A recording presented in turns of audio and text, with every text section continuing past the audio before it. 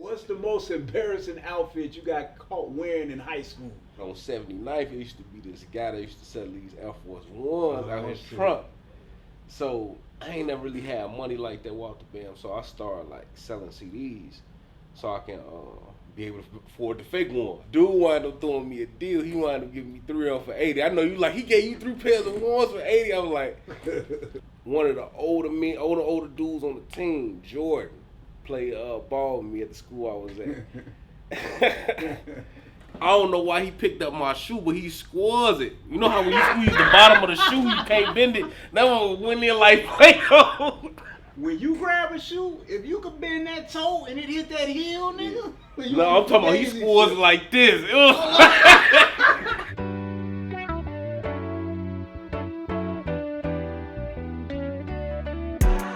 If I can't say it here, I can't say it anywhere. If I can't say it here, I can't say it anywhere. If I can't say it here, I can't say it anywhere. If I can't say it here, I can't say it anywhere. If I can't say it here, I can't say it anywhere. If I can't say it here, I can't say it anywhere. Check it out, man. Chicago in the building. Yes. Rah Mokeri, the collective, hosting the 4K podcast, man. Stands for Comedians and Conversations over the Culture and the KUTS. And today we got Mr. Keys, man. It was good, y'all. Don't try to buy nothing off of me, a musician. It was good, y'all. Glad to be here. So, in the podcast today, what we like to do is we promote up-and-coming talent, up-and-coming businesses, and this is an entrepreneur Negro. That's the polite way to say it. Got a few questions for you, man. Some of these might throw you for a loop. I'm ready. Let's go. All right, you already sit down, so I already know, what's the most valued piece of advice, man, that you got since you kind of started your business, man, as far as being a musician? What make you you, man? The most valuable information I ever got, as far as advice, somebody in this industry, was to keep your circle small. It was from a big name DJ. And I didn't get it at the time because it was so early in my career, and I wanted to be this big, larger than life pianist, musician, and be everywhere. But once I got that, it was so much that came with it. So I understood that person's advice: keep your circle small, because there's going to be people around you for opportunity, for resources, for your ability. But life, in the way how the universe works, life will put people in your circle through tests to see if they really there, to see if you can really count on them or depend on them. So once all those tests, in my eyes, pass through, I'm like, nah, I can't trust this person. I can't depend on this person. I can't use this person. I'll put it like this. Take the collective. Okay. It's only a certain amount of people that can fit that criteria. Right. Of being a good comedian, being a good entertainer, being on time for your shows, being consistent, even the little things, showing up on time, being professional. The collective in general is everybody works within that same system. Everybody's professional, conduct themselves. That's why they get so many shows. Like on my side, I've dealt with people that say they had extreme amounts of talent but didn't know how to deal with handling meetings or setting up bookings. Or it's like sometimes I've learned what I need in my circle. If you fail so many times, in a sense, you will start want to make changes. So for instance, one thing I realized, like take for instance one small thing I did, like take studio sessions when we record. I used to allow everybody and their mom in the studio. Let's say this person bring 10 people, that person bring 10 people. I already have my people, so it'll be packed. One thing I started doing so I can have a constant flow of productivity is limited the bodies in the room.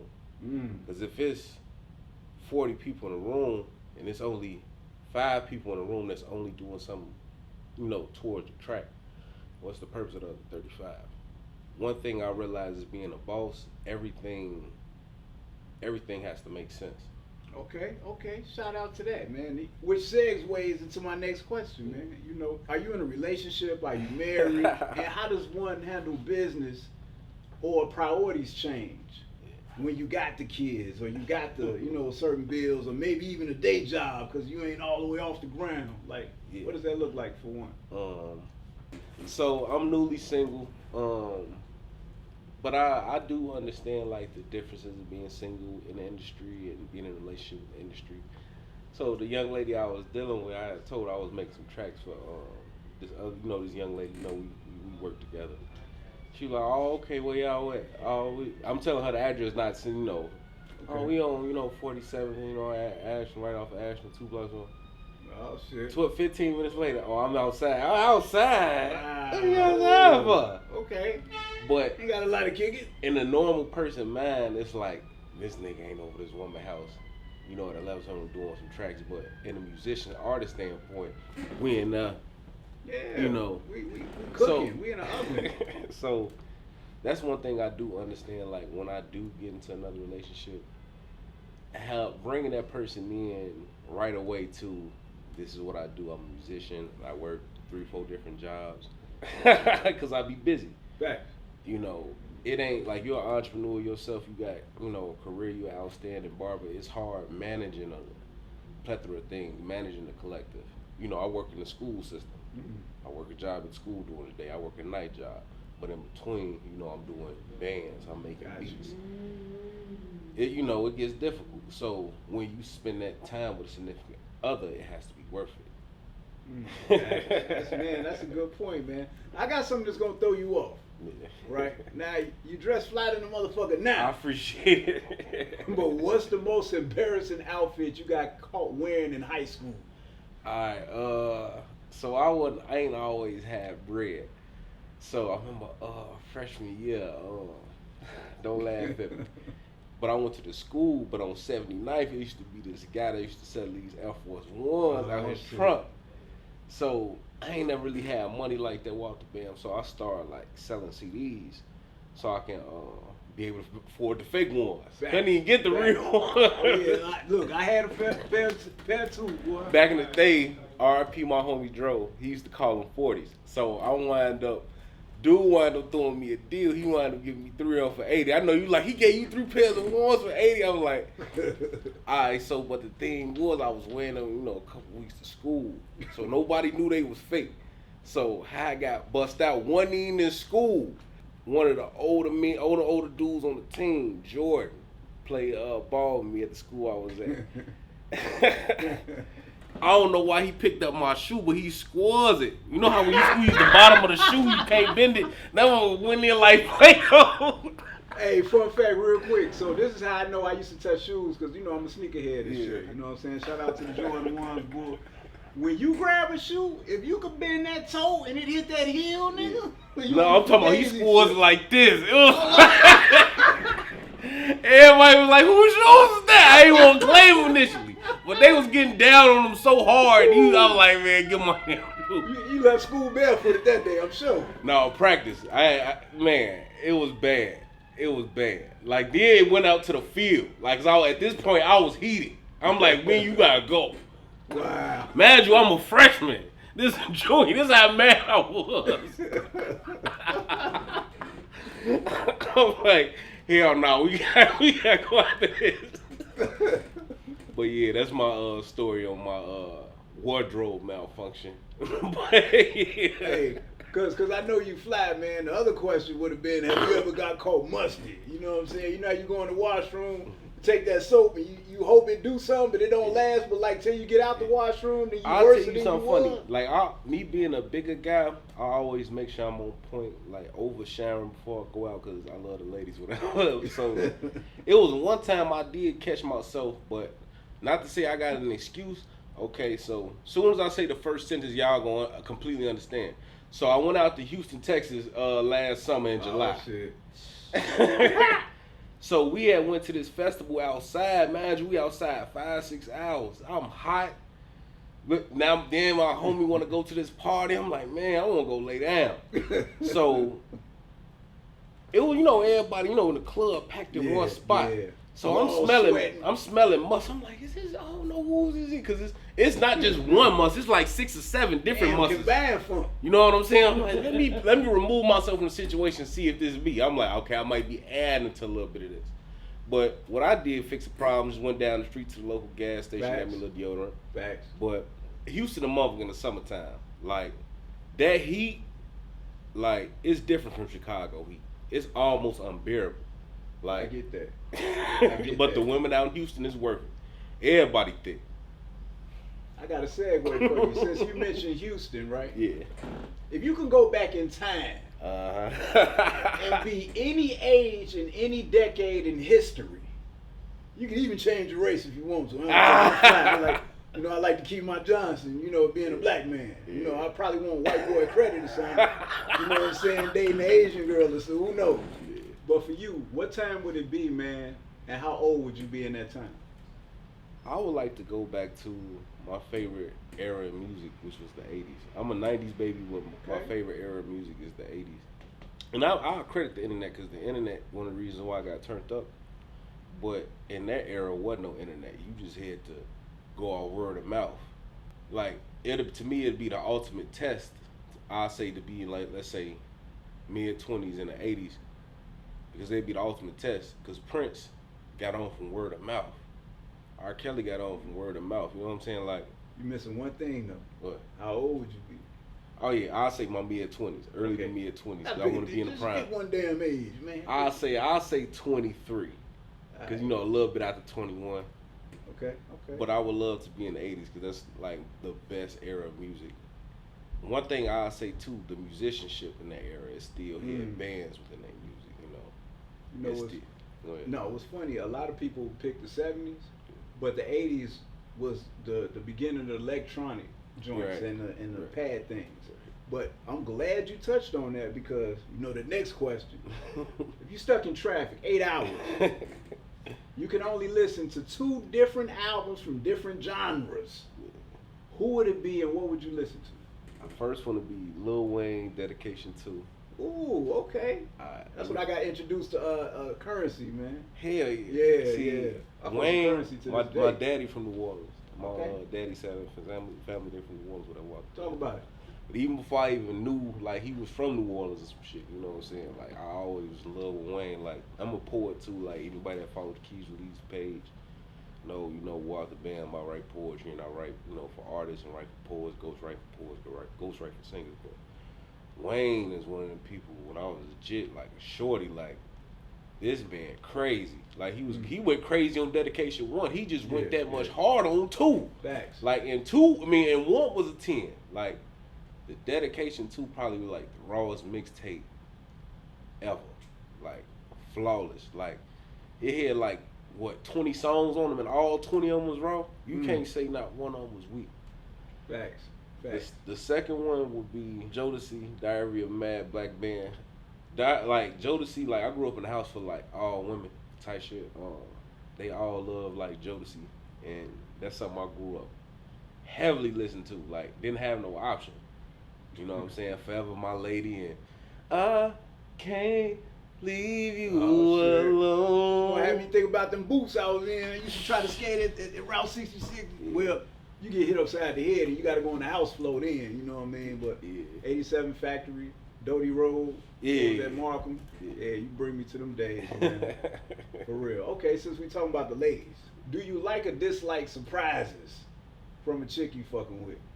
For me, if a chick come behind me in the bedroom, it's over with. I'm backhanding her and don't get behind. No matter what happens, don't stand behind me doing shit. Ain't no reason. I don't like my shit sucking.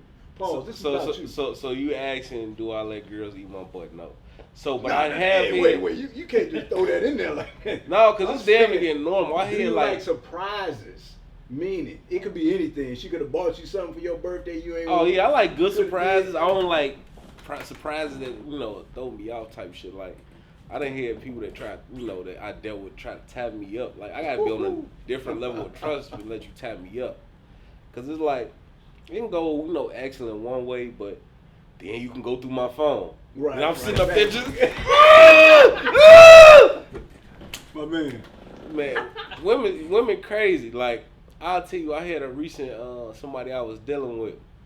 I'm sitting there asleep at the crib. She got her light to my face, and got my phone so she can unlock my phone with my face. Ran in the bathroom. I'm like, oh. Nah, yeah, I don't play that shit. I'm like, at this point, you can go ahead and see what's in my phone. I know that's right. And it's destruction. Okay, here's something, man. You on vacation with your old lady, right? You in the hotel room, she ain't there. You about to go in the hotel room and you see a dead body. Okay, you can either A, go in the pockets and stay there, or B, go call the police. I report it because, I don't know, doing something slick in that situation, like, okay, so to tell a little bit about my background, I got my bachelor's in criminal justice and I got my associates in criminal justice. So I do, know my fair come share. off like Fair 5-0. Potential. I do got my, fair sense of the law. So it's like, let's say they had charged me as an accessory if I, go in his pockets, take some bread. And I got too much far as my career. I got shows busting off the bam. I got some big features coming up. I just want to risk it all type shit because it's like, I actually been in scenarios Gotta get where me. like You gotta tell me about a dead body. not necessarily a deal. Well, like I had to call, like somebody had got woo-wop, and I had to call the police, walk the bam. It's almost like I tell the story subliminally. Okay. So you know how like you in a neighborhood you ain't supposed to be in, trying to see Okay. a chick, and you see some shit. Yeah. Then a motherfucking alley, help me. I'm sitting there. Oh, shit, I gotta get the phone. I gotta stay off 59th. So called police, got the ambulance to him and all that shit. But that was a wild ass day, come to think about it. But yeah. Okay. See, I ain't see the criminal justice coming in there right now. I went to college and everything. I got a bunch of degrees. See I man? probably played football in college. Damn, you ain't say that? Well, I didn't ask you that. Oh, yeah. So we clear. Yeah. That kind of remind me of how they trying to come at Ross right now, where they asking him to do a documentary of his past, right? Yeah. But whatever he did, he became a CEO for a correctional spot, Yeah. but they gonna use him as an example. I'm like, man, you could pick somebody who ain't as successful as him, man. You don't Right. want to, you know what I'm saying? And I don't really like how they try to paint that narrative over Ross, because it's like, I didn't grow up wanting to be a cop. I didn't even grow up having dreams of being. Locking niggas up. I ain't had no dream like that. When I went to college DePage, and shout out Gary Thomas, that was my head coach. Right. He used to do our schedules too. So he asked me, like, basically I'm gonna put it like this to give it a short. So to go D, I went JUCO to go D1 type shit. Right. If you don't qualify to high school, you gotta go JUCO. So he was like, okay, you gotta get your AA degree to go D1. What's gonna be your degree? I'm like, I don't really know that. Cause I play music, even then, you know what I'm saying? I'm like, I play the kid, I play music, I'm major in music. He's like, no, he's told me something out of real case. He was like, man, I want, beyond football, I want you to have a career that you want to get some money. He was like, you a big guy, tough guy, you play defense, be a police officer, go on to corrections, work in the jail. They wake $60,000, $75,000 a year. It could be a career path for you just in case football don't work out or music don't work out. This could be something you could feed your family with. So, it ain't that hard to learn. I passed the classes, obviously got an associate's degree and bachelor's degree, and it wasn't overly difficult or anything in that nature, but it was something I saw I could use as if I didn't make it in X, Y, and Z, I guess I can do this. That's smart. But I never wanted to limit myself. You know what I'm saying? Because I always knew I wanted, even though I don't have any children right now, I want to be able to be a good father for my children when I do have children. Facts, man. Much respect to that answer. All right, man. Listen, 3 shows. It could be white people, black, whatever. Be a damn cartoon if you want. If you can be on any show, what character would you be, and what show would it be? I want to be on Family Guy. I want to take Cleveland Brown's spot. I'll be the wildest Cleveland Brown. Family Guy and Boondocks, like 2 of my favorite like cartoons. Hey Arnold too, but Family Guy and Boondocks, 2 of my favorite cartoons. If I can get on Family Guy and tweak out with Peter Griffin, that would be the funniest episode of Family Guy ever. Ever, I say. Okay, give me 2 more shows. Let me see. Yeah, well, I say Boondock, but they in the same type of. What? But no, I say Family Matters because I want to be the daddy so bad. Had a police.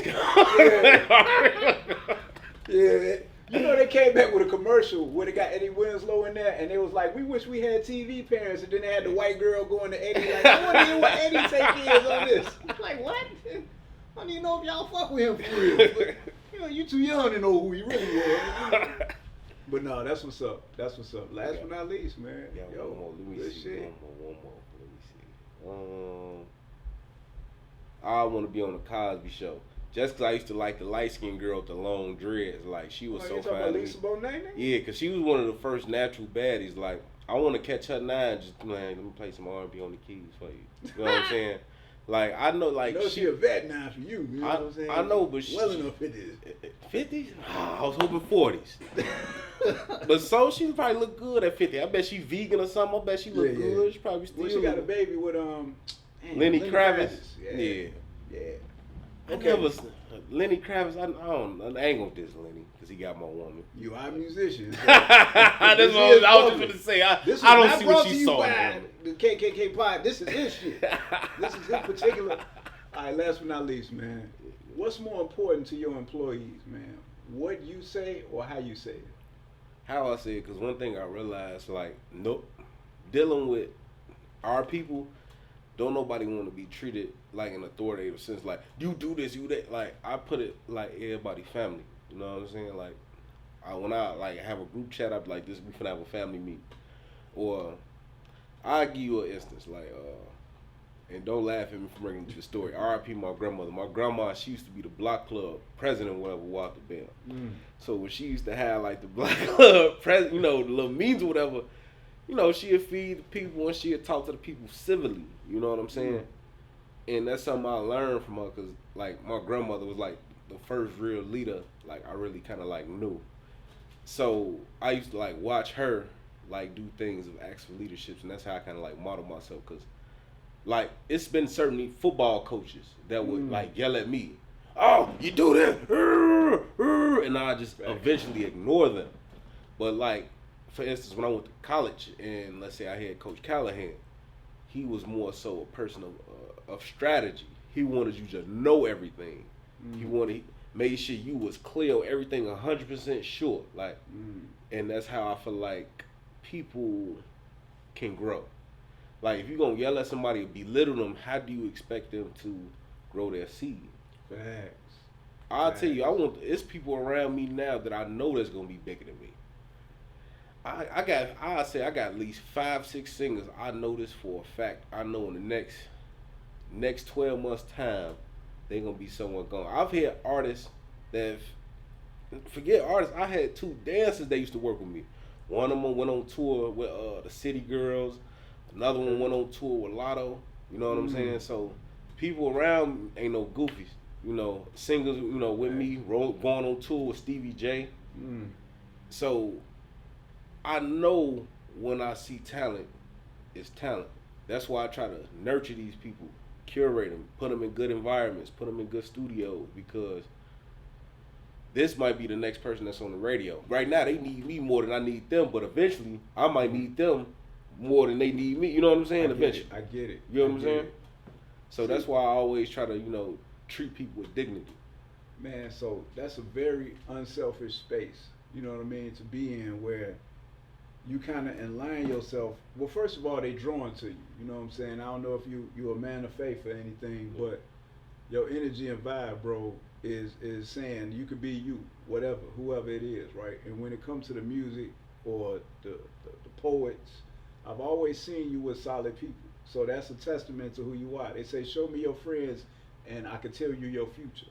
Man, great coming out. Where can we find you at, man? You know Y'all can follow me on Instagram at The Keys Relieves, The Keys Relieves. You can follow me on YouTube, The Keys Relieves, on TikTok. You can follow me on Facebook at Sab, The Keys Relieves, Judah on Facebook.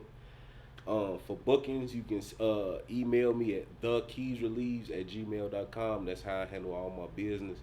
I do have a booking manager. We both got access to the email, so when he see an inquiry, I see it, you know. And that's one thing I want to shout out to the young people that's out here doing, you know, making moves. Get you a manager, get you 2 managers, because you need a team around you. You cannot make it in this industry by yourself. It's a good 8 to 10 people that help me, and I help hundreds of people within my tribe, but everybody needs help. Everybody needs a resource. Everybody needs backing. That's some piece of advice I'm gonna give to the That's fans. what's up. Brought to you in part by Rah Mokeri, one of the collective. This is the 4K podcast, comedians and conversations over the cuts and the cultures. He ain't getting no cut today. He came in here clean. Normally I cut him, but my lazy ass co-host, who I will not name, because they don't even need the credit for that, wasn't here to help me do this shit. So, man, shout out to LawMo on the motherfucking shooting side. He's the one to keep me pretty visually on there. I keep myself pretty, because I am pretty, but when it comes to the camera work, shout out to him, man. So, good shit, Keys. Appreciate that. Thanks for having me. All right.